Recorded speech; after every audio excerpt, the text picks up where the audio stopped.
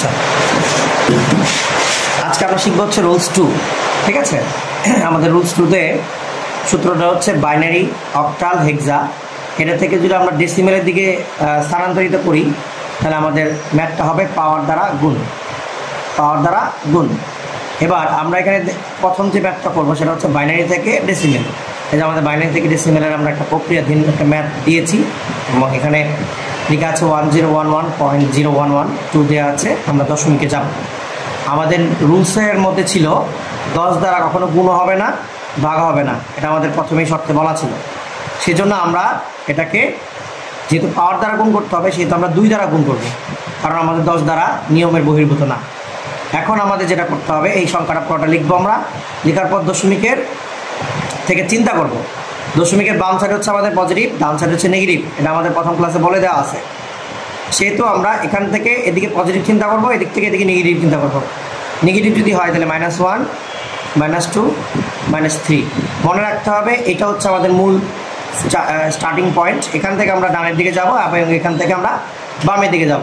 তাহলে বামের দিকে গেলে পজিটিভ, তাহলে 0, 1, 2, 3। এটা কিন্তু আমাদের পরীক্ষায় লেখা যাবে না, এটা জাস্ট বোঝানোর জন্য আমি এখনের মতো লিখলাম। এটা মনে মনে রাখতে হবে এবং রাফ রাখতে হবে। এবার আমরা প্রত্যেকটা সংখ্যার সাথে আমরা 2 দ্বারা গুণ দিব। কীভাবে করবো? এই যেভাবে 0 × 2, 1 × 2, 1 × 2 প্লাস 0 × 2, কোনো দশমিক থাকবে না, 1 × 2। এবার আমরা এখানে পাওয়ার বসাবো। এই প্রথমটার পাওয়ার কত? 3। তাহলে এই 2-এর উপর আমরা লিখবো 3, তারপর লিখবো 2, 1, 0, -1, -2, -3। এবার যখন এটা হয়ে যাবে টোটাল, এরপরে আমাদের প্রত্যেকটা ইন্ডিভিজুয়ালি মান বের করতে হবে। কীভাবে?